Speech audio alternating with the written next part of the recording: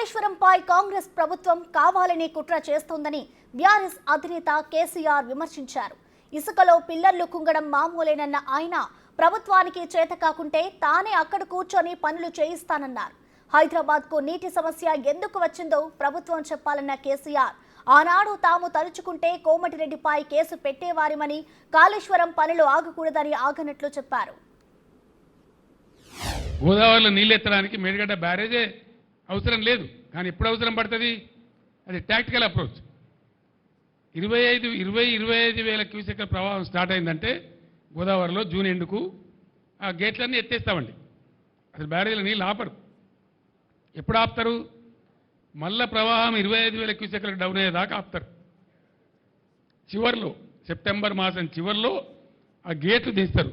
అది కూడా మొత్తం గేట్లు దించరు, ఎత్తి ఎప్పటికప్పుడు పోస్తూ ఉంటాం కాబట్టి కరెక్ట్గా చెరువులు, చెక్ డ్యాములు, కుంటలు అన్నీ నిండి ఉంటుండే, భూగర్భ జలం రీఛార్జ్ అవుతుండే, ఏ బాధలు లేకుండే, పంటలు ఎండకుంటుండే. మే నెల తర్వాత కూడా మత్తలు దుంకిన చెరువులు కారణం ఏంది? తెలివిగా దాన్ని ఏ టైంలో ఎత్తిపోయానో ఆ టైంలో ఇంజనీర్ల ద్వారా ఎత్తించినాం. కాబట్టి నేను మాట్లాడిన నిన్న మొన్న ఇంజనీర్లకు ఏమైందిరా ఈ సన్నాసులకు తెలివి లేకపోతే మీ తెలివి ఏం వచ్చింది, ఎందుకు ఎత్తలేదు నీళ్ళంటే సార్ మమ్మల్ని నిరోధించిండ్రు అని ఏదో ఉన్న తోకమట్ట అని చెప్పి ఉన్న మీదున్న బ్యారేజీల నీళ్ళు కూడా వదిలేసిరు కావాలని చెప్పి వీళ్ళు తెలివితొక్కతనం మేము ఏం చేస్తాం సార్ అని చెప్పారు. నాకు ఏమున్నదండి అలా వాడు ఏం చెప్పిండు? మొన్న నచ్చిపోయినాడు ఆ 2 పిల్లల కింద ఉన్న ఇసుక కదిలి అవి కదిలినాయి అని చెప్పిండు. అంటే జరుగుతూనే ఉంటాయి, చాలా బ్యారేజీలలో జరుగుతాయి, చాలా వాటిలలో జరుగుతాయి.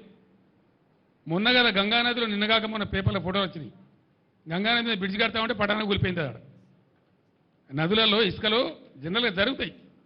ఎవడో ఒక చిన్న ఇంజనీర్ లోపమో ఒక మెయింటెనెన్స్ లోపమో దానికి ఎంతో ప్రళయం బద్దలైనట్టుగా ఒకటే పని కట్టుకొని ఆడికి యాత్రలు పెట్టి మాత్రలు పెట్టి పెద్ద కథ చేసి ఇంకా ఇప్పటికి కూడా ఆ పిచ్చికాలలో ఉన్నాయి వాళ్ళు.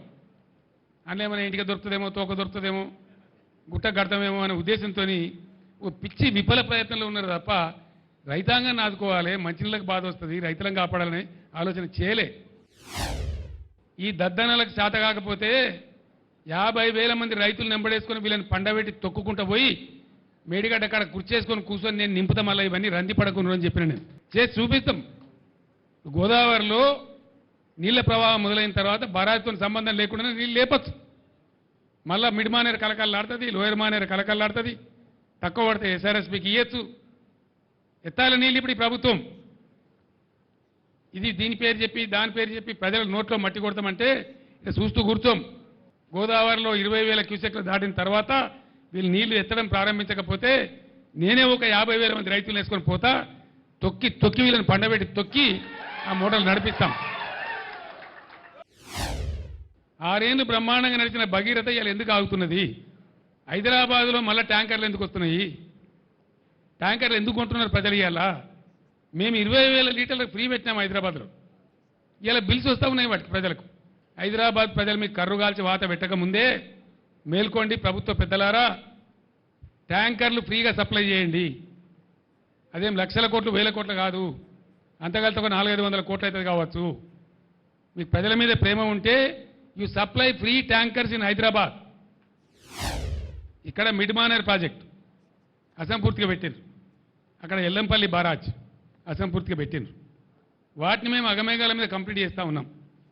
ఒక సీజన్లో మేము పనిచేస్తూ ఉంటే కట్ట నింపుతూ ఉంటే మాచారెడ్డి మండలంలో 25 సెంటీమీటర్ల వర్షం కురిసి పెద్ద వరద మానేరు వాగులు వచ్చేసి ఆ మిడ్ మానేరు కట్ట కొట్టుకొని పీకినారు.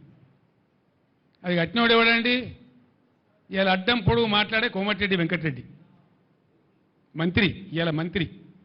వాళ్ళ కంపెనీ వాళ్ళ అమ్మ పేరు మీద ఉండే కంపెనీ వాళ్ళు కట్టిండ్రు. మేము మీ లెక్క చిల్లరగాల లెక్క వ్యవసాయం మేము ఏమనుకున్నాం ఆ రోజు?